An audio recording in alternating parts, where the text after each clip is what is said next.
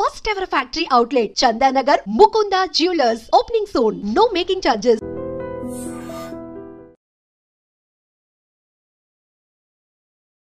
Welcome to I dream. ప్రియుడి మత్తు ముందు పేగుబంధం ఓడిపోయింది. చిన్నాడు స్నేహితుతో వివాహేతర సంబంధానికి అడ్డొస్తున్నాడని ముగ్గురు పిల్లల్ని ఒక తల్లి చంపేసింది.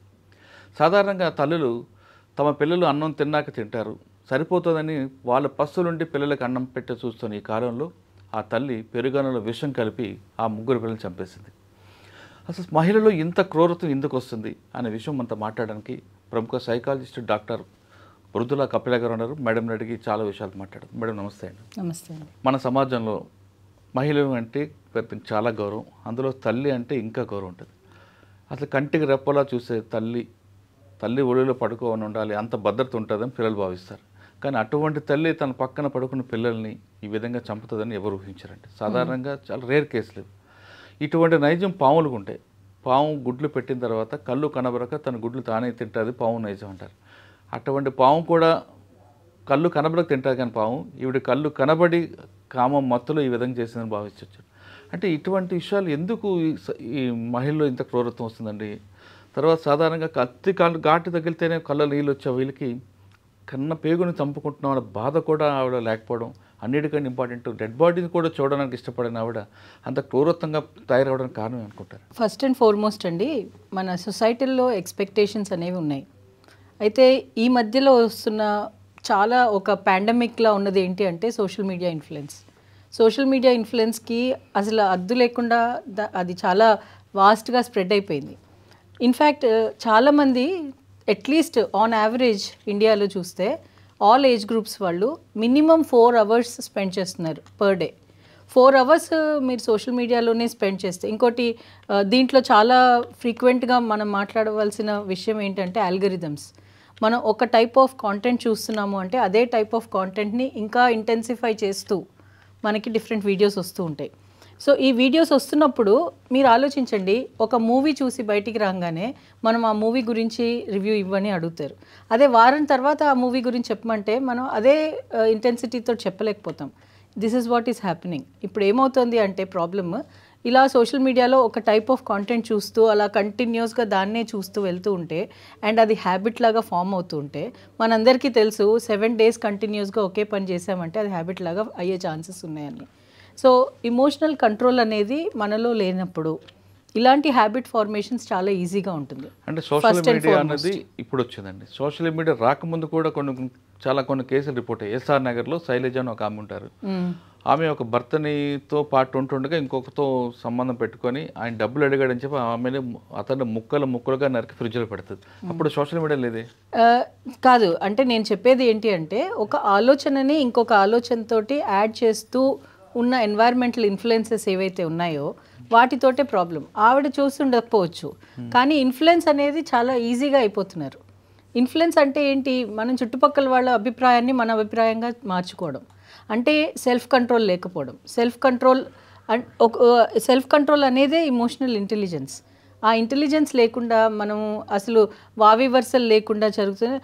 మీరు చెప్పే ఒక్క ఇష్యూవే కాదు, నిన్న కూడా పేపర్లో వచ్చింది, కూతుర్ని రేప్ చేసి యావజ్జీవ కారాగార శిక్ష అనుభవిస్తున్న తండ్రి మీరు ఇందాక అన్నట్టు ఒక తల్లి కానీ తండ్రి, parents as such are home is a safe environment. వాళ్ళకి పిల్లలకి ఇంతకంటే సేఫ్ ఎన్వైర్న్మెంట్ లేదు అనే ఆలోచన ఉన్నప్పుడు వాళ్ళే పిల్లలకి శత్రువులుగా మారుతున్నారు. ఎందుకు అంటే వాళ్ళు ఇన్ఫ్లుయెన్స్ అవుతున్న పద్ధతిని బట్టి, చుట్టుపక్కల ఉన్న వాళ్ళ పద్ధతిని బట్టి చాలా మటుకు మీరు అంటే ఇప్పుడు నేను ఒపీనియన్ ఇస్తున్నాను, మీరు ఒక ఒపీనియన్ ఇస్తారు. చాలామంది పెద్దవాళ్ళు ప్రవచనాలు కానీ డిఫరెంట్ సోషల్ ఎన్వైర్న్మెంట్స్లో కానీ డిఫరెంట్ ఒపీనియన్స్ ఇస్తారు. కానీ మీరు అంటే మీరు ఇన్ ద సెన్స్ ఎవరైనా అది విన్నప్పుడు దాంట్లో మీ ఆలోచనని కలిపి మీకున్న ఇన్ఫ్లుయెన్స్, మీకున్న ఎక్స్పీరియన్స్ ఇప్పటిదాకా ఉన్నది, మీకున్న నాలెడ్జ్, విజ్డమ్ అదంతా దాంట్లో యాడ్ చేసుకుని దాని నుంచి మీరు రెస్పాన్స్ తీసుకోవాలి, ఇన్ఫరెన్స్ తీసుకోవాలి. కానీ ఏమవుతుంది అంటే మీ ఇన్ఫ్లుయెన్సే నా ఇన్ఫ్లుయెన్స్ అయిపోతుంది. సో అవతలి వాళ్ళు చెప్పేది వాళ్ళ అభిప్రాయాన్ని బట్టి చెప్తున్నారు. ఆ అభిప్రాయ భేదంని మనం రికగ్నైజ్ చేసి మనదంటూ ఒక అభిప్రాయం ఫామ్ చేసుకుంటే ఇలాంటి ప్రాబ్లమ్స్ ఉండదు. కానీ అంత అవగాహన ఇప్పుడున్న వాళ్ళకి ఎక్కడుంది? ఎక్కడి నుంచో అంటే ఒకప్పుడు ఊర్ల నుంచి రూరల్ ఏరియాస్ని ఉన్నవాళ్ళు ఆ రూరల్ ఏరియాస్లో ఉన్న పెద్దవాళ్ళ మాటలు వినేవాళ్ళు. కొంచెం కట్టుబాట్లు ఉండేవి గ్రామానికి కానీ ఒక విలేజ్కి కానీ.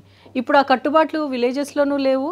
ఏంటి అంటే ఎక్స్ప్రెషన్ ఆఫ్ స్పీచ్, మీకు ఫ్రీ స్పీచ్ ఉంది, మీకు ఫ్రీడమ్ ఉంది, మీకు ఇంత అంటే ఎక్స్ప్రెస్ చేయడానికి మీకు అలౌ చేస్తున్నారు అని అంటే మన ఇష్టం వచ్చినట్టు విచ్చలవిడిగా ఎక్స్ప్రెస్ చేయడం కుదరదు. సో ఇప్పుడు ఈ తల్లి విషయమే తీసుకోండి, మనం ఎన్ని ఎక్స్ట్రా మ్యారిటల్ అఫైర్స్ చూస్తున్నాము చుట్టుపక్కల. అంటే అవన్నీ ఇప్పుడు మీడియా వైపు నుంచి కానీ టీవీలో కానీ డిఫరెంట్ ఛానల్స్లో కానీ దాన్ని ఒక్కొక్క విధంగా దాన్ని ఎక్స్ప్లెయిన్ చేస్తూ ఉంటారు. ఎవరు ఎక్కడ ఎలా ఇన్ఫ్లుయెన్స్ అవుతున్నారు అన్నది తెలియదు మనకి. అలాంటప్పుడు బాధ్యత ఎవరిది? రెండు పక్కల సొసైటీ కూడా చూసుకోవాలి, in the same way media చూడాలి, ఇన్ ద సేమ్ వే వింటున్న వాళ్ళు కూడా ఎంతవరకు ఇన్ఫ్లుయెన్స్ అవ్వాలి అని ఏది చూపిస్తే అది మనం కరెక్ట్ అనుకుంటే దాన్ని వ్యాలిడేట్ చేయకుండా. కేసు తీసుకుంటే ఈ కేసులో అమ్మాయి వెర్షన్ డిఫరెంట్గా ఉందండి. ఆ అమ్మాయికి చిన్నప్పటి నుంచి ఒక మంచి స్టైలిష్ అబ్బాయి కావాలి, సినిమా హీరోలో ఉండాలి అని భావించిన అమ్మాయి పెళ్లి చేసుకుందాం అంటే తల్లిదండ్రులు వాళ్ళకున్న ఆర్థిక ఇబ్బందుల్లో ఏదో సంథింగ్ రీజన్తో కొంచెం ఏజ్లో ఆమె కన్నా బాగా పెద్దన్న వ్యక్తితో పెళ్లి చేశారు. ఆయన ఈ అమ్మాయిని కేవలం ఒక టూల్లా వాడాడు తప్ప ఒక మనసు విప్పి ఒక భార్యగా, ఒక ప్రేమికుడిగా, ప్రియురాలుగా చూద్దాం అనే లేవు. కాబట్టి వాటన్నిటికీ దూరమైంది. అవన్నీ చూపించడానికి క్లాస్మేట్ గెట్ టుగెదర్ కలిశాడు కాబట్టి ఆ ఎమోషనల్స్కి బెండైంది అనుకోవాలా, కానీ తల్లిదండ్రులు తప్పు అనుకోవాలా. ఎందుకంటే ఈ అమ్మాయి ఉన్న కోరికలన్నీ పక్కన పెట్టి ఈ అమ్మాయి కన్నా దాదాపు 10 సంవత్సరాలు పెద్దన్న వ్యక్తితో పెళ్లి చేయడం అని అమ్మాయి కూడా ఎమోషనల్ ఉంటాయి. ఆ అమ్మాయి ఎమోషనల్ వాల్యూస్ ఇవ్వకుండా, గౌరవించకుండా వాళ్ళు ఏదో చేయడం బట్టి ఇవన్నీ కూడా కనెక్ట్ అయ్యి అనుకోవచ్చా? ఒక మాట అండి, ఒక చాక్లెట్ అంటే చిన్నపిల్లలకి ఇష్టం. చాక్లెట్ కొనుక్కొని తినేస్తాను అంటే కుదురుతుందా దానికి పే చేయకుండా? మనకి వాల్యూస్, మారల్స్, ఎథిక్స్, కట్టుబాట్లు అనేది ఒక సొసైటీని రన్ చేయడానికి కోసం దాని విలువల్లో, దాని పరిమితిలో ఉండి మీరు ఏమైనా చేసుకోవచ్చు. ఇమోషన్స్ ఎక్స్ప్రెస్ చేయొచ్చు, మీకు ఇమోషన్స్ ఉండొచ్చు, మీరు కూడా మంచిగా బతకాలి అని ఆలోచన అందరికీ ఉండాలి కూడా. కానీ అది ఎంతవరకు కరెక్ట్? ఇప్పుడు తల్లిదండ్రులు పెళ్లి చేశారు, ఫోర్సబుల్గానే పెళ్లి చేశారు, దానికి ఒక సొల్యూషన్ వెతకాలి. కానీ ఇది సొల్యూషన్ అని అనుకోకూడదు. Crime is not always a solution. ముగ్గురు పిల్లల్ని ఆ మనసుకి ఎలా జరుగుతుంది? మనసుని మీరు కట్టుబాటు చేయకుండా ఉంటే దృష్టిలో పిల్లలు నాకు పుట్టిన వాళ్ళు కాదు, ఆయన కన్నాడు కాబట్టి నాకు ఇష్టమైన వ్యక్తి కనబడ్డాడు, ఆయనతో పిల్లల కంటాన్ని భావించవచ్చు కదా సార్. ఏదైనా ఇప్పుడు మన శత్రుదేశం వాళ్ళు మన మీద బాంబు వేస్తే అది వాళ్ళకి పేట్రియాటిజం, మనకు అది టెర్రరిజం. ఏది కరెక్ట్ ఇక్కడ? మన వైపు చూస్తే మన కరెక్ట్, ఆమె వైపు అటుకి పాకిస్తాన్కి వెళ్తే మనకి అది వాళ్ళ వైపు కరెక్ట్ అంటారు. సో మీరు ఎక్కడున్నారో దాన్ని బట్టి మీరు కరెక్ట్ రాంగ్ డిసైడ్ చేసుకోవాలి. అంటే ఇప్పుడు ఈవిడ విషయంలో చూసుకుంటే ఆవిడకి పెళ్ళయింది, పెళ్ళికి ఒక కట్టుబాట్లు ఉన్నాయి. పెళ్ళి అయిన తర్వాత పిల్లలు ఉన్నారు, పిల్లలకి ఎలా పెంచాలి అనే దానికన్నా కట్టుబాట్లు ఉన్నాయి. ఇవన్నీ ఒప్పుకుని పెళ్లి చేసుకుని పిల్లల్ని కనింది. ఇట్స్ నాట్ అడాప్టెడ్ చిల్డ్రన్, ఆవిడకి పుట్టిన వాళ్ళే. ఒప్పుకుందని మనం ఎందుకు అనుకోవాలి? బలవంతం తల్లిదండ్రులు చేస్తుండొచ్చు కదా. అమ్మాయికి, ఏ అమ్మాయికైనా కొన్ని ఆనందాలు ఉంటాయి, కొన్ని సంతోషాలు ఉంటాయి, కొన్ని కోరికలు ఉంటాయి. ఆమె దృష్టిలో ఒక హీరో ఎవరు ఉండాలి, ఎవరో వ్యక్తిని కట్టబెట్టారు. కానీ ఆమెకున్న కోరికలు చంపుకోలేకపోతుంటుంది. కానీ కాలం మారుతున్న కొలది ఆమె ట్రెండ్ కూడా మారుతుంది. ఓకే, జీవితం అనేది ఏంటి, మీకు ఏది కావాలి జీవితంలో సాధించాలన్నది మీకు క్లారిటీ ఉంటే ఇలాంటి తప్పులు చేయరు. ఎందుకు అంటే లాంగ్ టర్మ్గా మీకు ఏం కావాలి? ఒక క్రైమ్ చేస్తే పోలీసులు పట్టుకుంటారని తెలీదా? సొసైటీలో ఇన్నేళ్ళు, ఒక ఆవిడకి ఎంతో ఏజ్ ఉంటుంది కదా, ముగ్గురు పిల్లలు తల్లి అయిందంటే మ్యాక్సిమం ఒక 25-30 ఉండొచ్చు ఏజ్. 30 ఏళ్ళగా మీరు బ్రతుకుతున్న సొసైటీలో కొన్ని కట్టుబాట్లు ఉన్నాయి. ఇవి అతిమీరితే నాకేం కాన్సిక్వెన్సెస్ వస్తాయని తెలీదా? తెలిసినప్పుడు ఆ క్షణం ఆ ఒక్క ఫ్యూ మినిట్స్ ఆఫ్ ఇమోషనల్ ఇంబ్యాలెన్స్కి లైఫ్నంతా ఇచ్చేసేసింది. ఆయన మత్తులో పూర్తిగా ఉంది కాబట్టి ఇంకా ఆమెకు తెలిసినట్లేదు. మత్తు అనేది ఆవిడకి తెలియనప్పుడు చుట్టుపక్కల వాళ్ళు చెప్పాలి. అంటే ఎవరితో షేర్ చేసుకోలేదేమో ఆమె. అంటే మనం ఇప్పుడు ఏమో అనేవి బోల్డ్ అని ఉంటాయండి అక్కడ. మనకి అంటే నిజాలు తెలియకుండా మనం క్లియర్గా ఆవిడదే తప్పు లేకపోతే ఆయనదే తప్పు అని చెప్పలేము. కానీ ఇలాంటి సిచ్యువేషన్స్ని మనం ఎగ్జాంపుల్గా తీసుకుని సొసైటీకి ఏ మెసేజ్ ఇవ్వాలి అని ఆలోచిస్తే, ఒకవేళ ఇలా మేజర్గా ఇప్పుడు ఆమె కాన్సిక్వెన్సెస్ చూసి ఇలా ఆలోచించే వాళ్ళందరూ వాళ్ళని కట్టుబాటు చేసుకోవాలి. బికాజ్ ఏ క్రైమ్ కన్నా తప్పకుండా పనిష్మెంట్ ఉంటుంది. సత్యమేవ జయతే మనం యాక్సెప్ట్ చేస్తున్నది. ఎప్పుడైనా సత్యమే విన్ అవుతుంది. అలాంటప్పుడు మీరు ఎలాంటి సిచ్యువేషన్లో ఉన్నా సరే ఇమోషన్స్ని ఎంత కంట్రోల్ చేసుకోవాలి? ఎవరికి అంటే చాలామంది చిన్నపిల్లలకో లేకపోతే యంగ్స్టర్స్కి కూడా నాకు సల్మాన్ ఖాన్ అంటే ఇష్టం, నాకు హృతిక్ రోషన్ అంటే ఇష్టం, నాకు సచిన్ టెండూల్కర్ అంటే ఇష్టం, నాకు ధోని అంటే ఇష్టం, వెళ్ళి వాళ్ళని పెళ్ళిళ్ళు చేసుకుంటారా? కాదు కదా. అంటే వాళ్ళు సరే వాళ్ళ ఐడియల్స్ సెలబ్రిటీస్ వాళ్ళని అందుబాటులో ఉండరు, సో దానికి ఈక్వలెంట్గా ఆల్టర్నేటివ్ ఎవరు కనపడితే వాళ్ళని చేసుకుంటా అంటే సివిలైజేషన్ ఎక్కడి నుంచి వచ్చింది? మానవిత్వం అంటే సొసైటీ అనేది కట్టుబాట్లతోటే ఉంటుంది, లేకపోతే అలాగే సహజీవనం అంటే అంత కమ్యూనిటీస్లో ఉండలేరు. ఓకే సార్, ఆ విషయం పక్కన పెడదాం మేడం. మీరు చెప్పింది కరెక్ట్, సోషల్ మీడియా ఎఫెక్ట్ మీద ఉంది కాబట్టి నేరం చేసేది. కానీ ప్రతి తల్లికి తర్వాత నేరం చేసిన తర్వాత భార్యని చంపిన భర్త అయినా, భర్తకు చెప్పిన భార్య అయినా, పిల్లలు చెప్పిన తల్లి అయినా, నేరం జరిగిన తర్వాత వాళ్ళు పరివర్తన వస్తుందండి. తప్పు చేసామన్న ఫీలింగ్ వస్తుంది. కానీ ఈమెలో అసలు ఆమె ఏం మాత్రం కంటి నుంచో కనీసం ఒక బొట్టు కూడా రాల్చకుండా డెడ్ బాడీ చివరి చూపు చూడమని చెప్పినా సరే చూడకుండా లేదంటే అంత కఠినంగా ఆడవాళ్ళ మనసు ఉంటుంది అంటారా? అంటే ఆడవాళ్ళ మనసు కంట ఆవిడ అనుభవించిన లైఫ్ ఎలాంటిదో మనకు తెలియదు. దాని గురించి మనం శ్రద్ధ పెట్టాలి. ఇక్కడ ఆడవాళ్ళ మనసు అనేది ఆడవాళ్ళైనా మగవాళ్ళైనా హ్యుమానిటీ ఒకటే. వాళ్ళకి ఎక్కువ వీళ్ళకి తక్కువ ఉంటుందని నేను అనుకోవట్లేదు. కానీ పరిస్థితులు ఆవిడ అలాంటి అంత క్రూరంగా మారడానికి ఏంటి కారణాలు అన్నది ఐ కాంట్ కమెంట్. ఒకవేళ కారణాలు ఉండొచ్చు, 100 కారణాలు ఉండొచ్చు.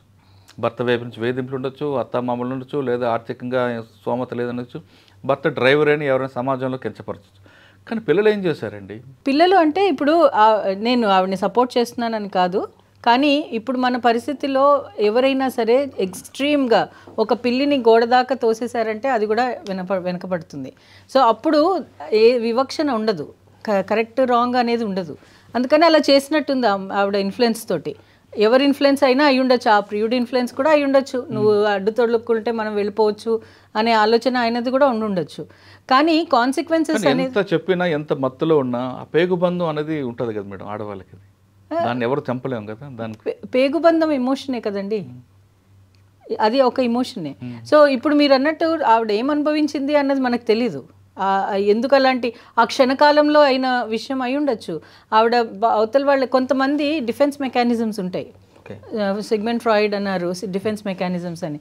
నేను ఫర్ ఎగ్జాంపుల్ మీకు చాలా స్ట్రెస్ ఉంది ఆఫీస్లో, మీరు ఎవరి మీద చూపిస్తారు? మీకంట తక్కువ ఉన్న వాళ్ళ మీద చూపిస్తారు. అది మీ పిల్లలే అవ్వచ్చు, భార్య అవ్వచ్చు, భర్తే అవ్వచ్చు, లేకపోతే ఇంట్లో పని మనిషి అవ్వచ్చు, ఎవరో ఒకళ్ళు. అంటే మీకంట మీరు అనుకుంటున్నట్టు వాళ్ళు తక్కువగా ఉన్నారు, మీ సబార్డినేట్స్ అని అనుకున్నప్పుడు మీరు దాని మీద చూపిస్తారు. ఇన్ ద సేమ్ వే ఈవిడ డిఫెన్స్ మెకానిజం ఇలా చూపించింది. ఆవిడకి కోపింగ్ మెకానిజమ్స్ లేవు, చిన్నప్పటి నుంచి పెంచి ఉండరు. అలాగా పెంచి ఉంటుంటే ఆవిడకి వేరే ఆల్టర్నేటివ్స్ ఆలోచన వచ్చేది. దీన్ని ఎలా సాల్వ్ చేసుకోవాలి? First of all situation is not right. మీరు కొన్ని కమిట్మెంట్స్ ఉన్న తర్వాత అలాంటి సిచ్యువేషన్లోకి రాకూడదు. ఆ సిచ్యువేషన్లోకి వచ్చారు, మీరు అన్ఎక్స్పెక్టెడ్గా వెళ్ళిపోయింది అంటే మీరు ఏ విధంగా దాన్ని ట్యాకిల్ చేస్తున్నారు అనేది మీ ఇమోషనల్ ఇంటెలిజెన్స్ మీద ఉంటుంది. అది నేర్పించాలి పిల్లలకి. ఇప్పుడు అంత సమాజంలో ఇంత గొడవలు ఎందుకు అవుతున్నాయి? క్రైమ్కి రీజన్ ఏంటి అంటే మేజర్గా వాళ్ళని సరిగ్గా పెంచకపోవడం, వాళ్ళని ఎక్స్ప్లెయిన్ చేయడం. మిస్టేక్ అని నేను అనను, కానీ వాళ్ళకు కూడా తెలిసి ఉండదు, తల్లిదండ్రులకు కూడా వాళ్ళకి తెలిసి ఉండదు. అంటే నా పిల్లలు మంచిగా పెరుగుతున్నారనే అందరూ అనుకుంటారు. ఒకటండి, తెలిసిన తర్వాత కూడా మాదే పెత్తనం ఉండాలని కొంతమంది ప్రవర్తిస్తుంటారు. అదే మనుషులు వివిధ రకాలుగా ఉంటారు. ఎవరు ఎలా ఆలోచిస్తారు అనేది వాళ్ళు చెప్పందే. పర్సనాలిటీ అనేది నేను చెప్పందే, నేను ఎలాంటి పర్సనాలిటీ అనేది మీకు తెలీదు. గెస్ చేయడము అవన్నీ వేరే విషయం, అనలైజ్ చేసి సైంటిఫిక్గా చేయడం అది వేరే విషయం. కానీ మామూలుగా మొహం చూసుకున్నప్పుడు మీరు నేను ఎలాంటి దాన్ని మీకు తెలీదు, మీరు ఎలాంటి వారు నాకు తెలీదు. అదంతా నేను చెప్తే నేను ఎలాంటి దాన్ని అని నేను చెప్పేదాకా మీకు కూడా తెలియదు. ఇన్ఫ్యాక్ట్ నాకే తెలీదు నాలో ఉన్న లోపాలు ఏంటో నాకు తెలియదు. ఎవరిలో ఉన్న లోపాలు వాళ్ళు ఇంట్రోస్పెక్షన్ చేస్తే కానీ తెలియదు. Self awareness one of the aspect of emotional intelligence. ఈ కేసులో తీసుకుంటే ఈ అమ్మాయికి చిన్నప్పుడు అని పెళ్లి చేస్తున్నప్పుడు ఆ అమ్మాయి విలువలకు గౌరవించుంటే ఈ పరిస్థితి వచ్చి ఉంటుందా? విలువలకు గౌరవించి ఆవిడకి తగ్గిన భర్తని చేసిన తర్వాత కూడా ప్రాబ్లమ్స్ వచ్చిన ఫ్యామిలీస్ ఎన్ని ఉన్నాయండి? ఉంటాయి.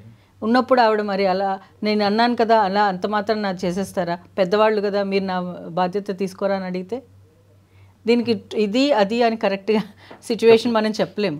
మనిషిలోనే పరివర్తన రావాలి, మనిషి ఆలోచనలోనే పరివర్తన రావాలి. ఒక ఆలోచన వచ్చినప్పుడు ఎలాంటి ఆలోచన వస్తే అది నాకు సమాజానికి హితం చేస్తుంది అనేది ఆలోచించి దాని ప్రకారంగా మా పిల్లల్ని పెంచాలి. అలాంటి వాళ్ళనే సిటిజన్స్గా ఇవ్వాలి. That's the first function of family. Family అంటేనే ప్రొక్రియేషన్ అంటేనే సిటిజన్స్ని డెవలప్ చేయడం. ఒక మంచి సిటిజన్, నేను ఎలాంటి సిటిజన్ని సొసైటీకి ఇస్తున్నాను అనే ఆలోచన ఉండాలి ప్రతి వాళ్ళకి. అండ్ నేను పెద్దయ్యాక కూడా నేను ఎలా కాంట్రిబ్యూట్ చేయగలుగుతాను సమాజానికి, ఏంటి నేను ఇచ్చే మెసేజ్ ఏంటి, నా పుట్టుకతోటి నాకున్న పర్పస్ ఏంటి, ఇవన్నీ విషయాలు కొన్ని. అంటే మనం ఈ సోషల్ మీడియాలో కూడా చెప్పాలి అంటే క్రింజ్ కాంటెంట్ ఎక్కువగా పోతుంది. క్రింజ్ అంటే నెగిటివ్గా ఉండడము, లేకపోతే డార్క్ వెబ్, ఇలాంటివి ఎక్కువగా వెళ్తున్నాయి. ఎందుకు అంటే ఆ ఇమోషన్కి వాళ్ళు రెసిప్రొకేట్ అవుతున్నట్టుగా వీళ్ళకి అనిపిస్తుంది. ఇప్పుడు నేను సోషల్ మీడియాలో చాలా అడిక్ట్ అయ్యి ఉన్నాను అనుకోండి, అదే చూస్తున్నాను. Social media need not be only Instagram or phones. It can be TV, it can be movies, it can be anything which is under vision inspection. So ఈ విషయాలలో ఏమవుతుంది, కొన్ని మూవీస్ నాకు నచ్చుతున్నాయి. ఎందుకు, నేను అనుకుంటున్నట్టు వాళ్ళు కూడా చెప్తున్నారు. అంటే they are seconding my opinion. So I will get connected. తప్పు కూడా రైట్ అనుకుంటున్నారు మీరే. ఎందుకు, వాళ్ళు కూడా చేశారు కదా, వాళ్ళు కూడా చేశారు. సమాజంలో వాళ్ళ గురించి కమెంట్స్ వచ్చాయి. ఆ కమెంట్స్ని నేను చదివాను. కొంతమంది కరెక్ట్ అంటున్నారు, కొంతమంది రాంగ్ అంటున్నారు. కొంతమంది కరెక్ట్ అంటున్నారు అంటే నా ఇమోషన్కి కరెక్ట్నెస్ వచ్చింది కదా, అంటే నేను చేయడంలో తప్పు లేదు అనే ఆలోచన వాళ్ళకు వస్తుంది. ఈ కేసు రజిత కేసు పక్కన పెడితే ఇటువంటి ఇష్యూస్ చాలామంది మహిళలకి అబ్బాయిలకి అంటే మగవారికి ఎదురవుతుంటాయి ఎక్కడో దగ్గర. అవును. ఇటువంటి నేరం చేయకుండా వాళ్ళు పీస్ఫుల్ లైఫ్ కావాలంటే ఏం చేయాలంటే సార్ ఇటువంటి ఇష్యూస్ చాలా ఎదురవుతుంటాయి. అవును, దీనికి ఇమోషనల్ ఇంటెలిజెన్స్ ఒకటే ఒక వెపన్ అండి. వెపన్ అంటే ఎందుకు అని చెప్తున్నాను, ఇమోషనల్ ఇంటెలిజెన్స్లో 5 ఆస్పెక్ట్స్ ఉన్నాయి. 5 aspects: self awareness, self regulation, social skills, empathy and motivation. ఈ 5 స్కిల్స్ మనం నేర్చుకున్నప్పుడు, సెల్ఫ్ అవేర్నెస్, నేనేంటి, నన్ను ఏది ట్రిగర్ చేస్తుంది, నా ప్రాబ్లమ్స్ ఏంటి. దీన్ని మీకు ఒక చిన్న స్మాల్ స్టోరీ కింద చెప్పాలి అంటే, మీకు మహాభారతం తెలుసు కదా. మహాభారతంలో అసలు మహాభారతం స్టోరీ ఎక్కడ జరిగింది? కురుక్షేత్రంలో ఏమైంది? కౌరవులు పాండవులు ఒకరితో ఒకరు కొట్లాడుకున్నారు. ఇదంతా నడిపింది శ్రీకృష్ణుడు. సో ఇప్పుడు మీరు ఆలోచించండి, మన లైఫ్ను ఒక మహాభారతం కింద తీసుకుంటే ఈ కురుక్షేత్రం అనేది స్ట్రగుల్స్ ఆఫ్ లైఫ్, మనం లైఫ్ లీడ్ చేయడానికి చేస్తున్న స్ట్రగుల్స్. కౌరవులందరూ ఆల్ దీస్ నెగిటివ్ ఆస్పెక్ట్స్ మన గ్రోత్కి హర్డిల్ చేసేవన్నీ కౌరవుల కింద మనం కన్సిడర్ చేస్తే మనకు 100 కాదు, లక్షలు, 90, చాలా వేళ్ళు, కోట్లలో ఉన్నారు. సో ఇవన్నిటికీ ఈ 5 aspects, self awareness, Yudhishthira Dharmaraju ధర్మాన్ని పాటించాలి అని అన్నాడు. ధర్మం అంటే ఏంటి అంటే, నేనేం కాంట్రిబ్యూట్ చేయగలను, నా పాజిటివ్స్ నెగిటివ్స్ ఏంటి అని నాకు ఆలోచన వచ్చిందనుకోండి, నేను దాన్ని ఎలా ఉపయోగించాలో నాకు అర్థమవుతుంది. సెల్ఫ్ రెగ్యులేషన్, భీముడు 1000 ఏనుగుల బలం ఉన్నా సరే కృష్ణుడు చెప్పిందే చేశాడు. సో ఆ 1000 ఏనుగుల బలం ఏంటి? మీ పొటెన్షియల్స్, మీకున్న పొటెన్షియల్స్ అవన్నీ. నేను ఇది చేయగలను, నాకు మాట్లాడడం బాగా వచ్చు, నేను ఈవెంట్స్ బాగా ఆర్గనైజ్ చేయగలను, లేకపోతే ఇంటర్పర్సనల్ స్కిల్స్లో నేను చాలా ప్రావీణ్యత ఉంది, వాట్ ఎవర్ XYZ. అవి నేనేంటి అన్నది నాకు అవి రెగ్యులేట్ చేసుకుని నేను అవసరమైన వాటికి యూజ్ చేసుకున్నాను అనుకోండి, I will have a better future. Then social skills, అర్జునుడు 2 చేతులతోటి బాణాలు వేయగలడు. ప్రతి వెపన్ గురించి ఆయనకి అవగాహన ఉంది. అంతంత వెపన్స్ గురించి అవగాహన ఉండి కూడా శ్రీకృష్ణుడు చెప్పిందే చేశాడు. తర్వాత నకుల సహదేవులు, వీళ్ళిద్దరూ అశ్వాలు గుర్రాలని ఆర్మీని రెడీ చేశారు. మన మోటివేషన్, మన ఎంపతి, ఇవి 2 మనం ఎలా ఉండాలి, మనం ఎలా మనం కండక్ట్ చేసుకోవాలి అన్నది నేర్పుతుంది. సో ఇవన్నీ కనుక మనం అవలంబించుకుంటే మన లైఫ్ స్టైల్లో అవి మనని ముందుకు నడుపుతుంది. మనం కృష్ణుడుగా, అంటే మీరే మీ జీవితం ఇచ్చే కురుక్షేత్రంలో మీరే కృష్ణుడు. మీరు కృష్ణుడిగా భావించి ఈ 5 ఆస్పెక్ట్స్ ఆఫ్ పాండవుల్ని మీరు కరెక్ట్గా యాక్సెప్ట్ చేసి యూజ్ చేసుకోగలిగితే మీకు సక్సెస్ఫుల్గా ఉంటుంది. మీ ఆలోచన చెడిపోదు, ఎప్పటికీ ఒక డైరెక్షన్లో వెళ్తుంది.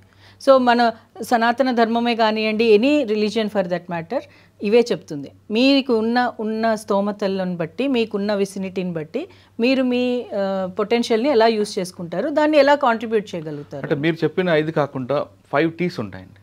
ఆ 5 T's కూడా ఇంప్లిమెంట్ చేయొచ్చా? చెప్పండి అవి. 1 టాక్, రెగ్యులర్గా భర్తతో మాట్లాడడం, భర్త భార్యతో మాట్లాడటం.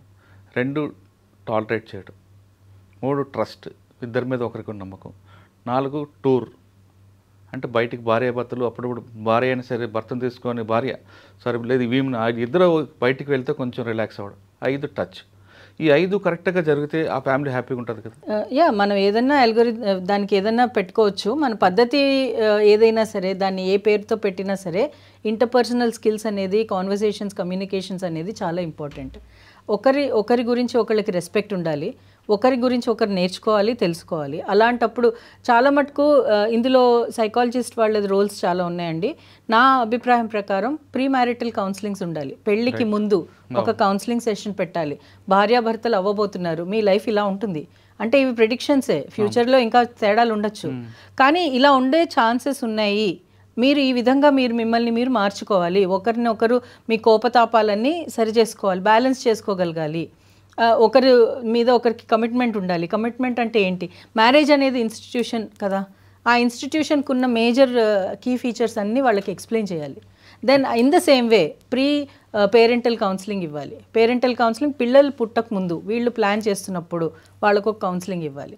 వాళ్ళకి ఈ కౌన్సిలింగ్ ఇచ్చినప్పుడు ఏంటి, పిల్లలు పుడితే మీ బాధ్యతలు ఇలా ఉంటాయి, మీరు ఇలా తయారు చేయాలి వాళ్ళని, సో దట్ వాళ్ళు కమ్యూనిటీకి, విలేజ్కి, సిటీకి, కంట్రీకి కాంట్రిబ్యూట్ చేసేలాగా చేయగలగాలి.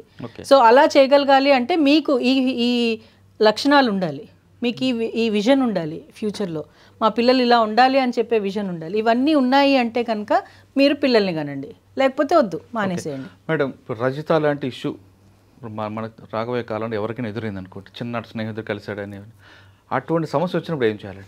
దీని గురించే మ్యాక్సిమం ఒక కౌన్సిలింగ్ యూనిట్స్ పెట్టాలండి. ఎక్కడ పడితే అక్కడ మీకు ఒక వెంటిలేటింగ్, ఇప్పుడు ఈ ప్రాబ్లమ్స్ అన్నీ ఎక్కడ వస్తున్నాయంటే తనలో తాను కుమిలిపోయి, నేను ఎవరికి చెప్పాలో అర్థం కాక, నేను ఎవరికన్నా చెప్తే నన్ను జడ్జ్ చేస్తారేమో, నా వ్యాలిడేషన్ బాగుండదేమో అనే ఆలోచనతోటి ఎవరు ఏం చెప్పకుండా బాటిల్ అప్ అవుతున్నాయి. ఈ ఇమోషన్స్ అన్నీ బాటిల్ అప్ అవ్వకుండా ఎవరికన్నా చెప్పగలగాలి అంటే కౌన్సిలింగ్ సెంటర్స్ పెట్టాలి. And government should take role. Government role కాకుండా ఆ విక్టిమ్ ఏం చేయాలండి? ఇప్పుడు ఎవరైతే ఒక అనే అమ్మాయి ఉంది, ఆవిడ 3 పిల్లలు 2 పిల్లలు అనుకుందాం, ఇప్పుడు 20 years తర్వాత చిన్నాడు స్నేహితులు కలిసాడు, సేమ్ ఎక్స్ప్రెషన్ ఇచ్చాడు అనుకోండి, అటువంటి సమస్యలు ఆమె భర్తకి చెప్పుకోలేదు, ఫ్రెండ్కి చెప్పుకోలేదు, ఆయనతో షేర్ చేసుకోలేదు. ఇటువంటి సిచ్యువేషన్లో ఉన్న అమ్మాయి రజితలాగా నేరం చేయకుండా ఉండాలంటే ఏం చేయాలి? వాళ్ళకి వెంటిలేషన్ యూనిట్స్ ఉండాలి. అదే నేను చెప్తున్నది, కౌన్సిలింగ్ సెంటర్స్ ఉండాలి. ఈ సెంటర్స్లో ఎవరు ఉంటారు అంటే, మీకు ఇప్పుడు ఫర్ ఎగ్జాంపుల్ మన సఖీ సెంటర్స్ చూడండి, చాలా సఖీ సెంటర్స్ ఉన్నాయి. వాళ్ళు అక్కడ కౌన్సిలర్స్ ఆర్ అవైలబుల్. చాలా మందికి అవగాహన ఉంది, కానీ సమస్య వస్తేనే అక్కడికి వెళ్ళాలి అనే ఆలోచనతో ఉంటారు.